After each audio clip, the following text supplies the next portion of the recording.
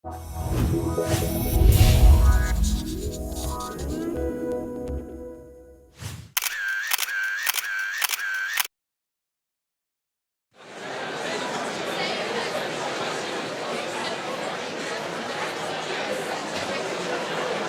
evening, ladies and gentlemen.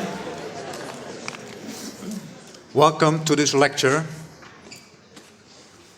It's good to see that so many of you made it to this room, despite the stormy weather raging outside. And there's this lecture is organized by SBE, Scope and Studium Generale. And the lecture will take about 1 hour, and then we have half an hour for Q&A. There is no break, and you are invited to join for a drink in the ad fundum after the lecture. And this drink is offered to you by the SBE faculty. And I will now give the floor to Professor Mark Peterson, who will introduce Mr. Hofstede. Professor Peterson is holder of the Geert Hofstede Chair on Cultural Diversity. So I give the floor to him.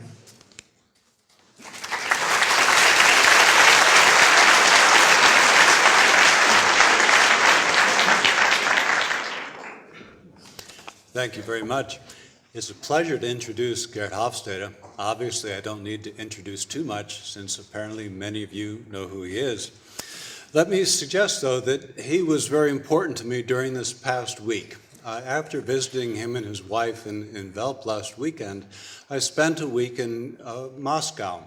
I don't know Russia well, so I was faced with a problem.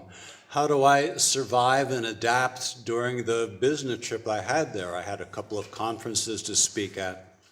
The original introduction to people in Moscow came from a PhD workshop that Professor Hofstede and I and Mikhail Sondergaard and Michel Minkov and Professor Hofstede's son often do. This time we did it in Istanbul. And a woman had come from Moscow to be part of that seminar. She was my introduction to Russia. Now, when I go into a new country through her introduction, in this case, I have to deal with a complicated problem, just like you do when you deal with different countries. Countries have very different governments, they'd have very different religious orientations and backgrounds, different child raising practices, different courtship practices, which are of course important to the majority of you all right now, different work practices, which may become more important, and different understandings about people. So how do I sort out, give some order to that myriad of differences? Well, that's what Professor Hofstede suggested when identifying a number of cultural differences. Dimensions of cultural values help to summarize and provide some kind of comprehensibility to what otherwise would be a buzzing confusion of meaningless things. In this particular case, one characteristic that I needed to be attentive to was that Russia is a large power distance country. That means that less powerful people are accustomed to deferring to more powerful people. And I'll tell you in a minute how that played itself out. In addition, though, to knowing culture dimensions like power distance, it's also very consistent with Professor Hofstede's way of thinking that one needs to always learn more and more and more and more details and specifics. You can't survive in a country just knowing culture dimensions. There's too much more. That's very much consistent with his thinking. In the situation of a large power distance country, my original introduction through our friend Natalia turned out to give way to power distance issues. Before too long, I found that I wasn't dealing with Natalia, but somebody who had a little bit more power than Natalia. Emil became my main contact. I corresponded for quite some time with Emil until I arrived and found that by the time I got to Russia, I was dealing with Sergei. Now, Sergei is about as high as you can get within academia. That means he reported to the president, not just of one university, but to a 60-university system. So Sergei was a person that I was trying to deal with on the last day before I left. Is he going to be gobbled up by one more person that I have to report to the next time? I don't know. But this is a large power distance situation. I've been involved in other large power distance situations which showed up in different specific ways. That is, I have to learn about Russia. So it has been very helpful to get a sense of Russia, many other things I could tell you about. But this is what you need to do in thinking about his work. How can his work give you an orientation to the world's societies, just like north, south, east, and west does on a map? It doesn't tell you everything, but it sure is helpful to know that if you get on an airplane and you fly north, you're likely to need a heavier coat, and the precipitation isn't going to show up as rain, but as snow. Yeah? But it doesn't tell you what kind of coat to buy, and there's a lot more to learn. So with that introduction to what Professor Hofstede does and how he thinks and how his work should be helpful to you, let me turn this over to Professor Hofstede himself. Thank you very much.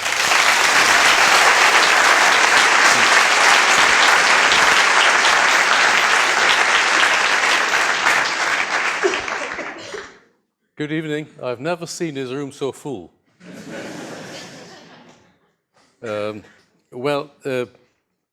My first quote here is from China. It is from 500 BC. Good government consists in being sparing with resources. I think that it is still a statement that never would be made in the United States after 2,500 years. So there is a difference in how people look at these things. Although I would make the point that probably very few people would not recognize that it's the responsibility of governments for letting future generations inherit a sustainable economy. Business is a different story, and there are certainly a lot of businesses that don't recognize it or even deny it. And I would say that if we have a globalizing economy, then sustainability, it demands the commitment of business. Now, I want to tell you about an adventure I had about business goals around the world. And first of all, what are business goals? They don't really exist. Only people have goals. So it is actually the goals of business leaders we're talking about. And the actual goals, the goals in use. But how do you find out? If you ask the leaders, what you get is, well, nice stories, window dressing. And also, there is another psychological effect. What are my goals? I think you better ask my wife, for example, if you want to know that, or my friends, or my sons, than myself. You're not aware of it yourself. But I have an experience which happened spontaneously. And this is in 1995. I retired from this university in 1993, when I was 65. And in 1995, I was a visiting professor in Hong Kong, and I was teaching evening MBA students, people who were coming to the university 2 evenings a week and Saturday morning, or 3 evenings a week. And they worked during the day for Hong Kong companies. And we started a discussion, more or less by accident, about what are the goals of the business tycoons of Hong Kong they worked for. Li Ka-shing, Stanley Ho, names like that. And we got a nice list made together by the class and myself, of 15 goals. And 2 years later, there was an academic conference, 3 years later, and I talked about business goals, that I showed my list.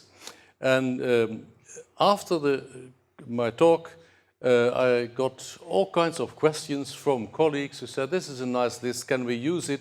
We also have part-time MBAs. We want to try it in our country as well. And without having organized it at all, I got data from 16 different countries, actually from 22 different universities, and with the same thing. And then afterwards, much afterwards, I realized that just by accident I got probably the best, most honest rating of the goals of business leaders available, because the people who work for these companies, they will certainly be aware of the goals and use of their leaders, and they're also accustomed to the jargon, so they know what the words mean. So by accident, this is probably the best results you could get. And here's my list. These are the 15 goals, so partly they came from the suggestions of the Hong Kong Chinese students, partly they came from my suggestions, and I divided them. This is the order in which they were rated by, it's the average of the 17 countries. They're averaged across the countries, and in total there were 1,900 MBA students involved. Now, the top are what I call business and ego results, the growth of the business, the continuity of the business, this year's profit, and then the egos, personal wealth and power.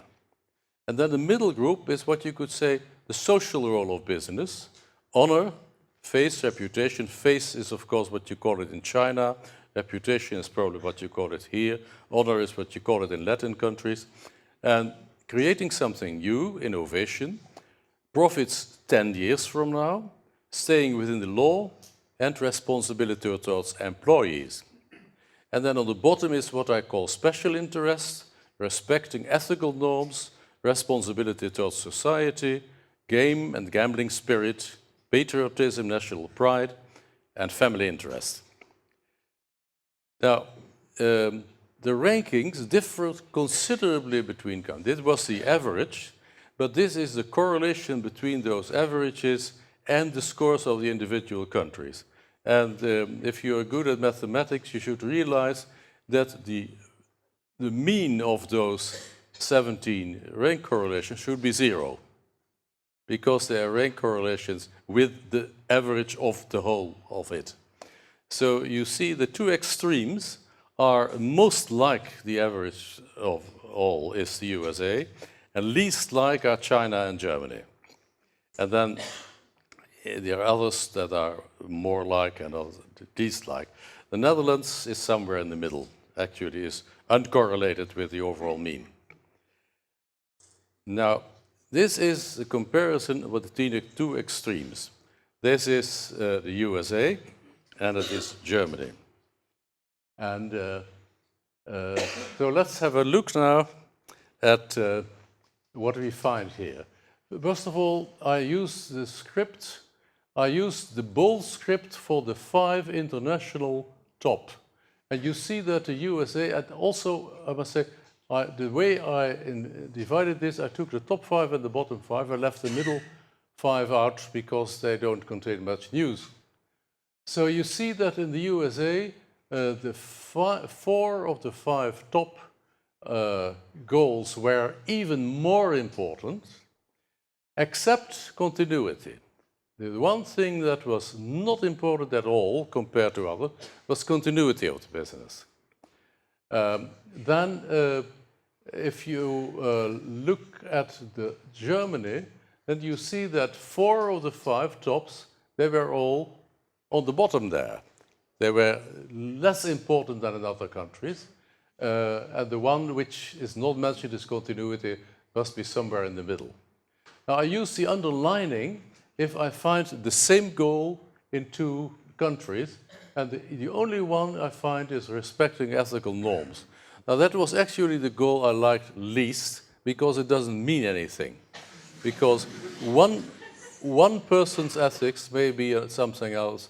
What does ethics mean? That you don't steal, or that you work hard, or that you treat people nicely? And so ethics depends itself on culture. That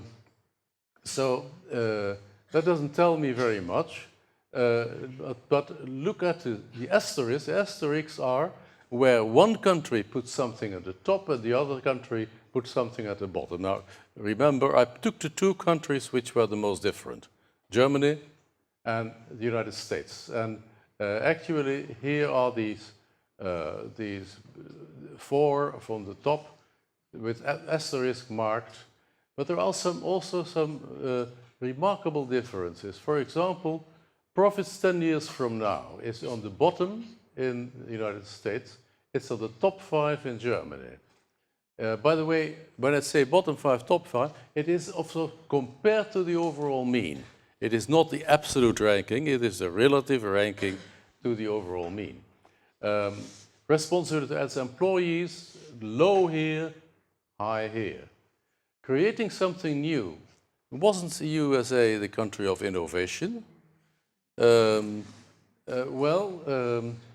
one thing I know is that it's the only country that still pays me in checks.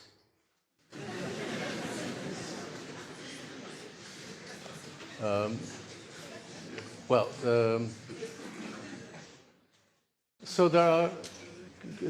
It's quite a different picture.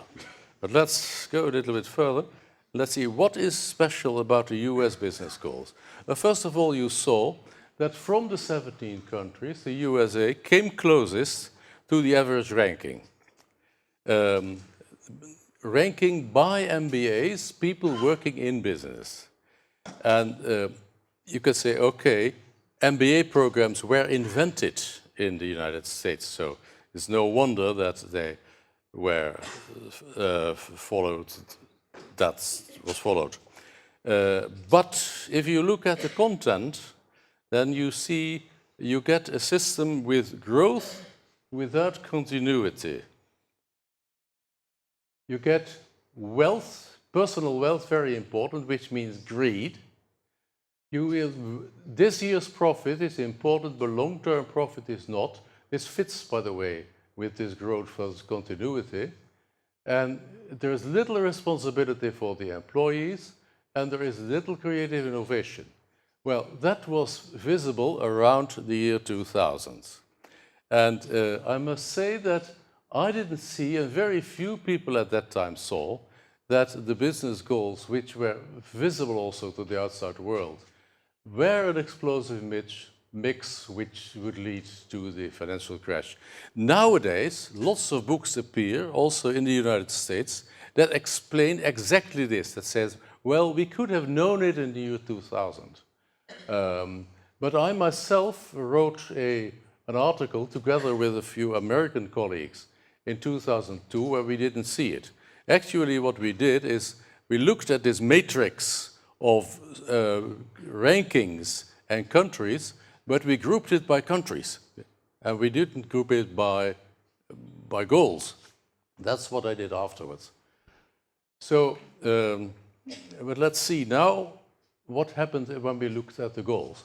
First of all, let's see how the US goals were available, were also visible in the countries. And then when you look at this, you see that actually the European countries in here, Germany, Netherlands, France, and Denmark, they tend to be on the non-US goals. They are different from the ranking in the United States. And most like USA are New Zealand, Australia, Brazil, and so on. This is the middle group. There's not much to be said about. Now, comparing a few countries, I'm comparing China and India, very important countries at present time. And there is a remarkable similarity between those two. Actually, there is only one asterisk, and this is this notorious respecting ethical norms. And this is interesting. It shows the impact of history, because ethical norms in China means Confucianism. And ethical norms here, this is India. Hinduism, Buddhism is a religion of or rituals where ethics as such is not spelled out. So this is a reversal, but for the rest it's very similar. Both the patriotism, both are power. Although families are very important, I think family interests are so obvious that they are not specifically spelled out. They're natural. Well, the game is probably there, but it's not spelled out. The law is not so important because the powerful are more powerful than the law. And this year's profit is also less important.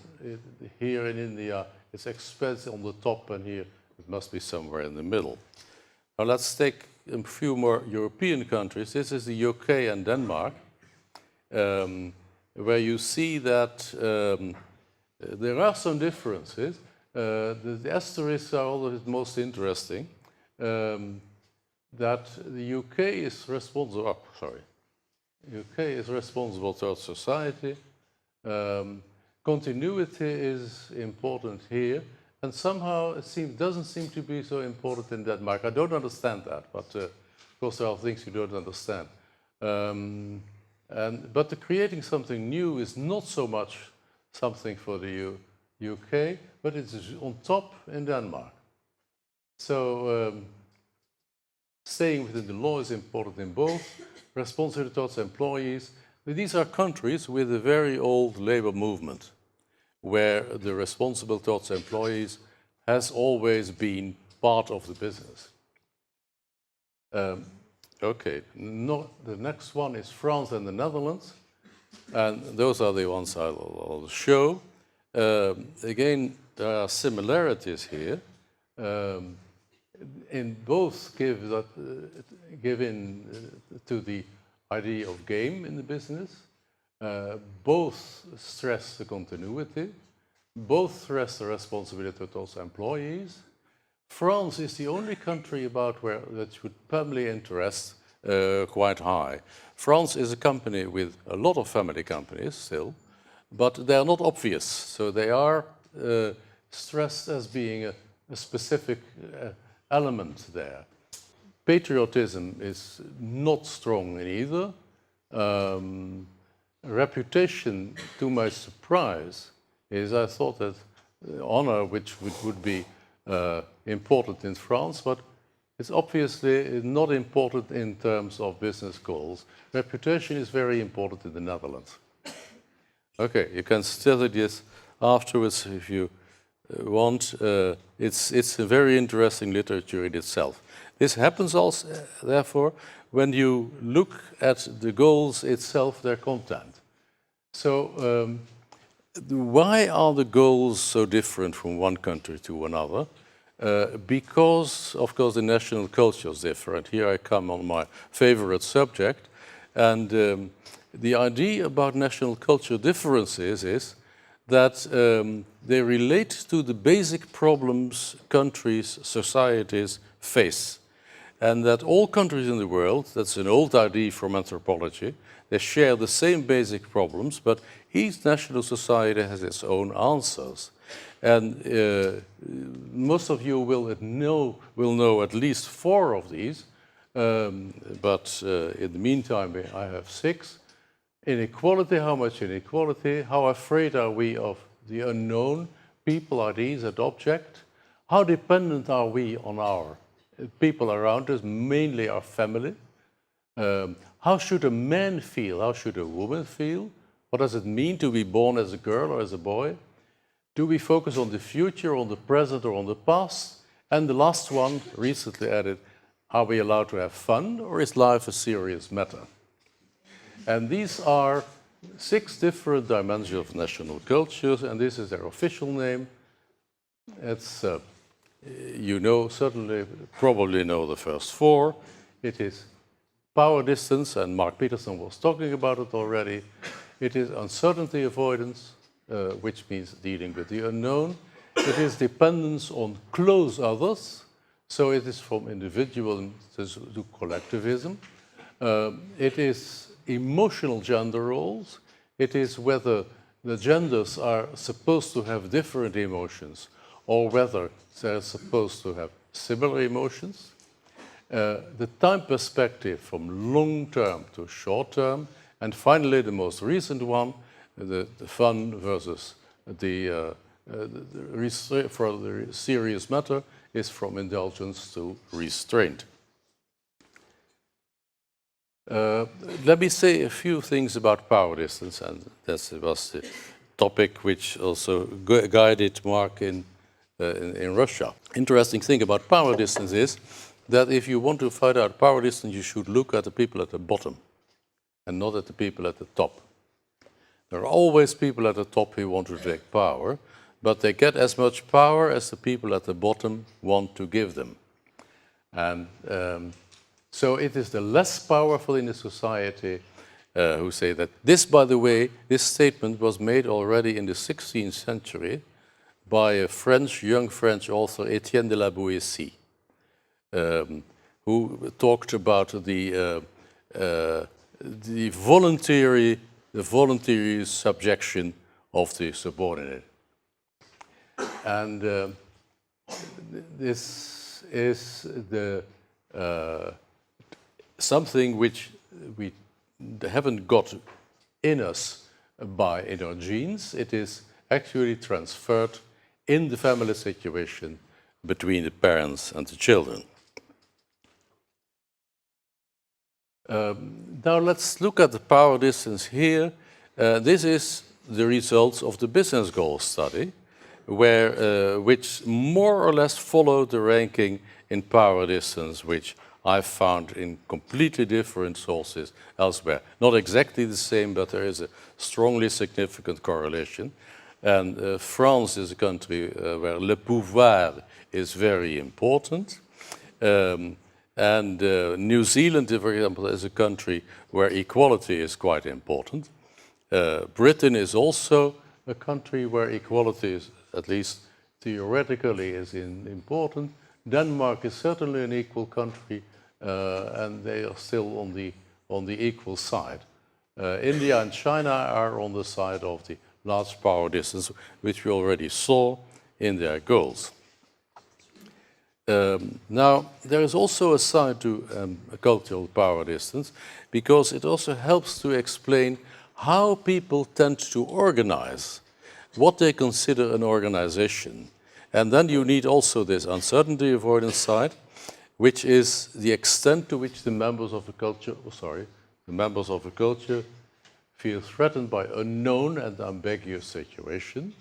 And this is not risk avoidance. This is a misunderstanding which people often make, but it is not. Risk is to uncertainty as fear is to anxiety. Risk and fear are focused. They have an object. Uncertainty and anxiety have no object. They are diffuse. Anything may happen. Actually, it's a matter of, you could say, societal neuroticism is one way of expressing the uncertainty avoided in a society. And if you combine those two, this is a basic listing of countries with the power distance being small. Let me see where that is. Small or large, and uncertainty avoidance being weak or strong. Now, if you have both low, small, then you get the Nordic countries, you get the Anglo countries, you get also the Netherlands. Then an organization is a place where the things are not decided by power and not decided by rules, but basically decided by negotiation. In Holland we call that poldering, but in other countries they do it in a different way. And so that is the implicit model in people's mind. If we look the opposite corner, where the power distance is large and the uncertainty avoidance is strong, then everything is determined by the power and the rules. So you get a kind of a pyramid of people, and on top there is just one person, the président-directeur général, and there below is the people, and according to the place where they should be. And the interesting thing is that you find some Asian countries here, but here the combination of large power distance and weak uncertainty avoidance, you get China and India. And then you get a model which I call the model of the family. Because family is a place where it is evident who is the boss. The boss is the father or the grandfather or what it is. But the rules are much less clear. The rules can be adapted to the situation.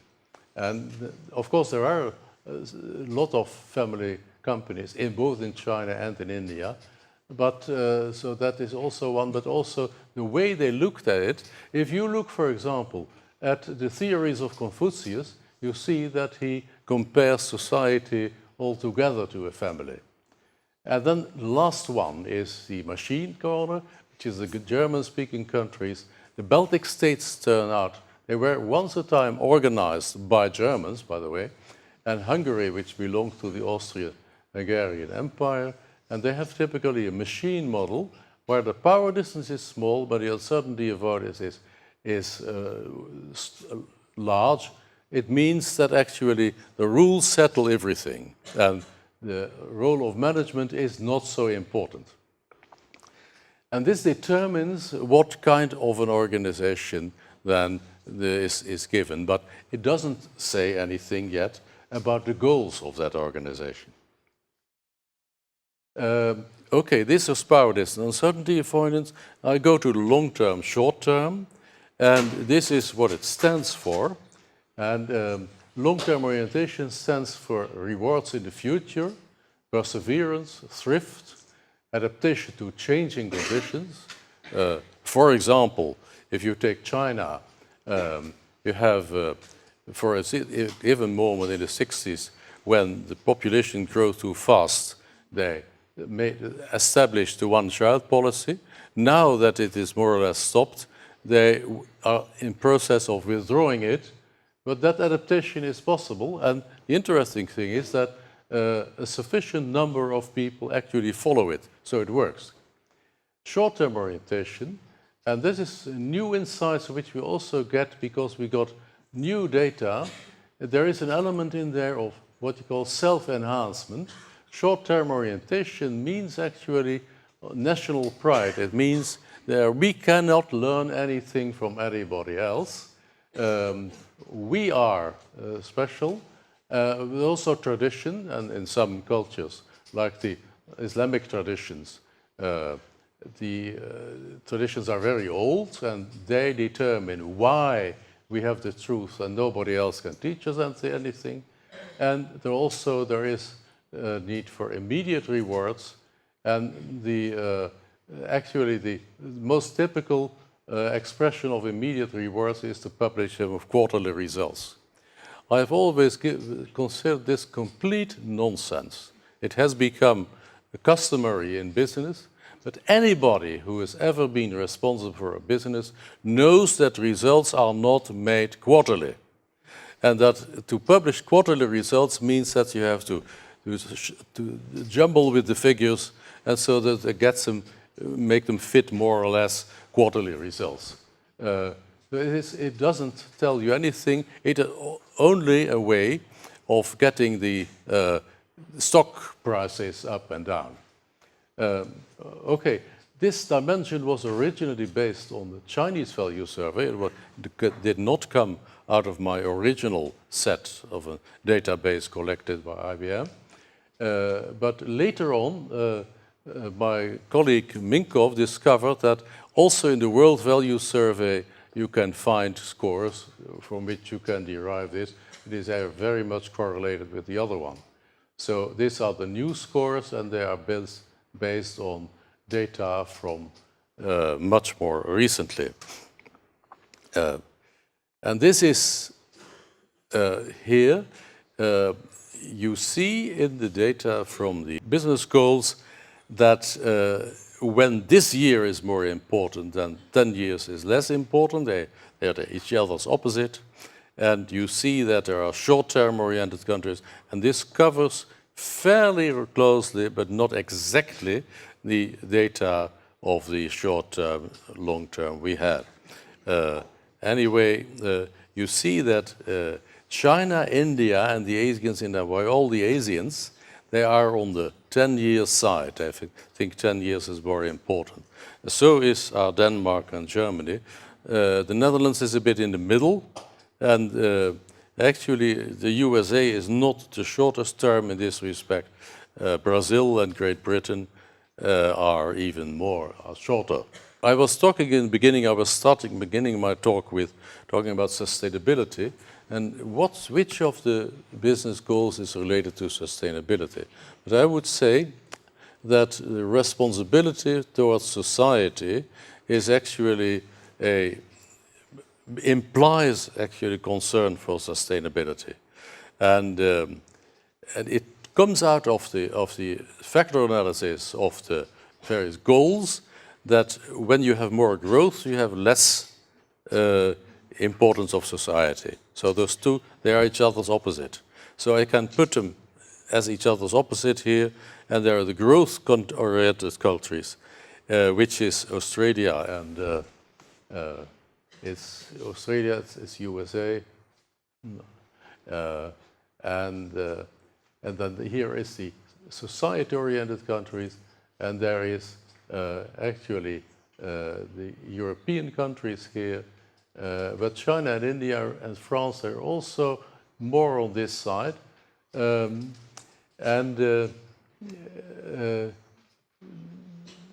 yeah, there is actually, if we want to go for society, for sustainability, then I think we have to build more on this type of cultures.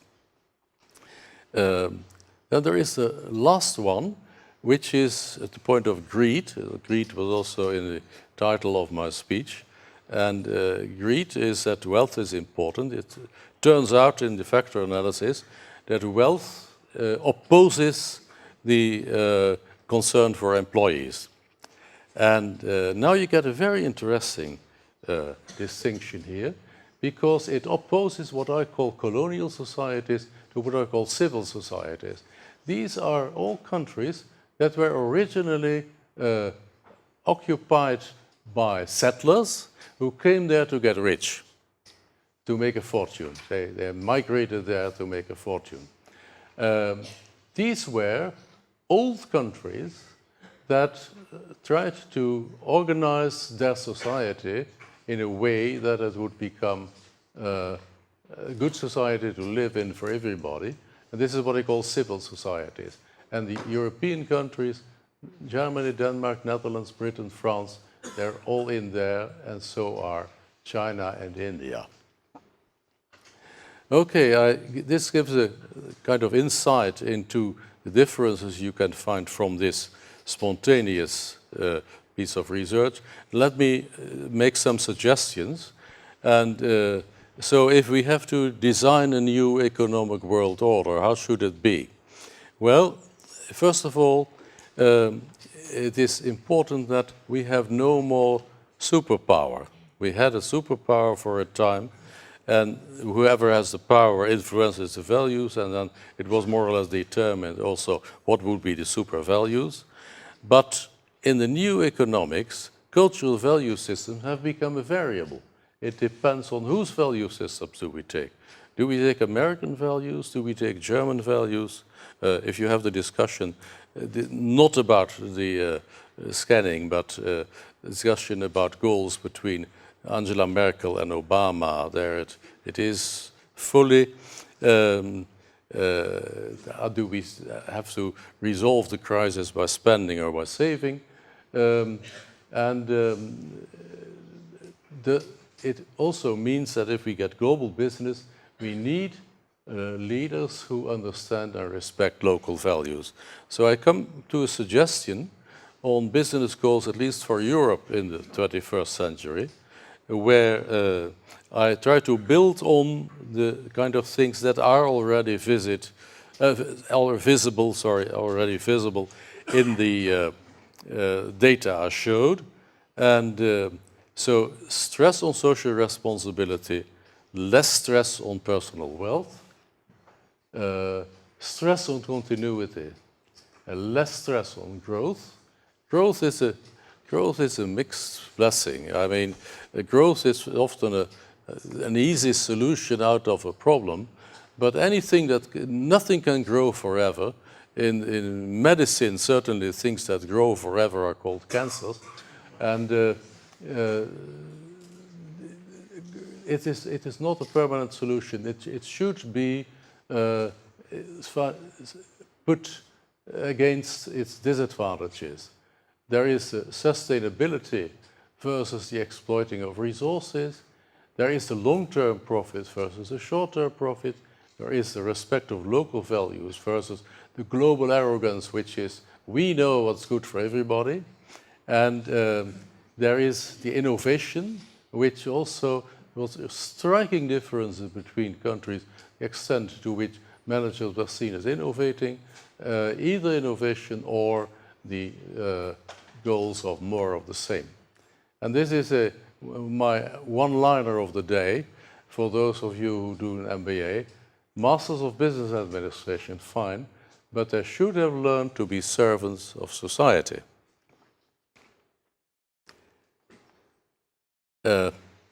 We have to realize that the American era is over. Probably among the people here, because of my age, I am the only person who remembers that it began. Because actually, when I was young, the kind of things we studied in economics, they didn't come from America. They came from Europe. And at a given moment, it all went over to America. But nothing lasts forever, so this is also over. I've hoped to have shown that there are contributions from other parts of the world, very important, from India, from China, from Europe, and that academia cannot collect its wisdom only in America, as all the American journals more or less suggest. It should collect its wisdom worldwide. It's not yet easy.